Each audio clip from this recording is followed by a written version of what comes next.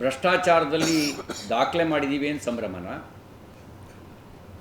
60% ಸರ್ಕಾರ ನಮ್ಮದು ಅನ್ನೋ ಕಾರಣಕ್ಕೋಸ್ಕರ ಸಂಭ್ರಮ ಪಡ್ತಾ ಇದ್ದೀರಾ?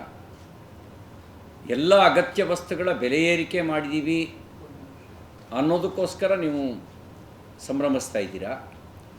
ಅಥವಾ ನಿಮ್ಮ ಮಂತ್ರಿ ನಾಗೇಂದ್ರ ಜೈಲಿಗೆ ಹೋದ ಕಾರಣಕ್ಕೆ ವೀರೇಂದ್ರ ಪಪ್ಪಿ, ಸತೀಶ್ ಶೈಲು ಇವರೆಲ್ಲ ಜೈಲಿಗೆ ಹೋದ ಕಾರಣಕ್ಕೆ ನೀವು ಸಂಭ್ರಮಿಸ್ತಾ ಇದ್ದೀರಾ? BJP ಸರ್ಕಾರ ಇದ್ದಾಗ 40% ಆಪಾದನೆ ಮಾಡಿದರು. ಇವರು ಸರ್ಕಾರವೇ ನೇಮಕ ಮಾಡಿದಂಥ ಆಯೋಗ ಅದರಲ್ಲಿ ಯಾವುದೇ ಹುರುಳಿಲ್ಲ ಅಂತಕ್ಕಂಥ ವರದಿಯನ್ನು ಕೊಟ್ಟಿದೆ. ಯಾಕೆಂದರೆ ಆಧಾರ ಸಿಕ್ಕಿಲ್ಲ ಅಂಥೇಳಿ. ಇವರು ಸರ್ಕಾರವೇ ನೇಮಕ ಮಾಡಿದಂಥ ಆಯೋಗ ಕೇವಲ ನಮ್ಮ ಮೇಲೆ ರಾಜಕೀಯ ಆರೋಪ ಮಾಡಿದರು.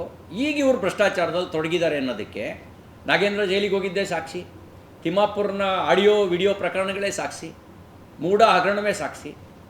ಭ್ರಷ್ಟಾಚಾರದಲ್ಲಿ ತೊಡಗಿದೆ ಅನ್ನೋದಕ್ಕೆ ಅವತ್ತು ನಮ್ಮ ಮೇಲೆ ಆರೋಪ ಮಾಡಿದ್ದು, ಇವತ್ತು ಉಪಲೋಕಾಯುಕ್ತರೇ ಮಾಡಿದಂಥ ಆರೋಪ.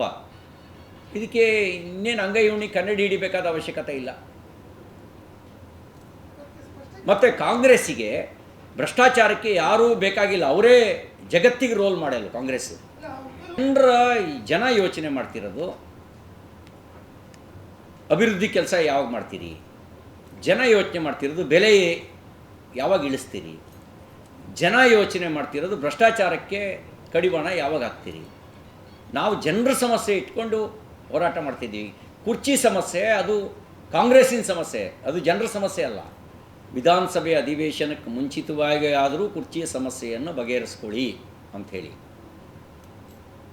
ವಿಧಾನಸಭೆ ಅಧಿವೇಶನದ ಸಂದರ್ಭದಲ್ಲೂ ಕುರ್ಚಿಯ ಗದ್ದಲವೇ ಮುಖ್ಯ ಆಗಬಾರ್ದು ಅನ್ನೋ ಕಾರಣಕ್ಕೆ ಆ ಒಂದು ಸಲಹೆಯನ್ನು ಕೊಟ್ಟಿದ್ವಿ.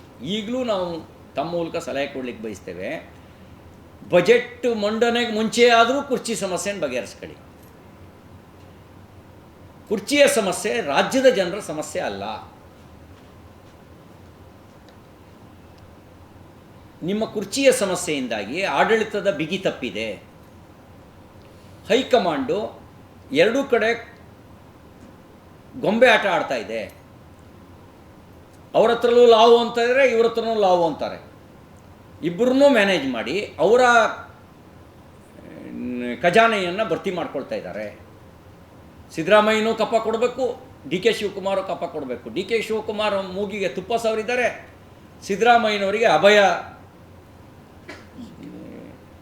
ಹಸ್ತ, ನಿಮಗೆ ಅವ್ರ ತಲೆ ಮೇಲೆ ಅಭಯ ಹಸ್ತ ಇಟ್ಟು ಇವರು ಮೂಗಿಗೆ ತುಪ್ಪ ಸವರಿ ಇಬ್ಬರಿಂದಲೂ ಕಪ್ಪ ವಸೂಲಿ ಮಾಡ್ತಿದ್ದಾರೆ.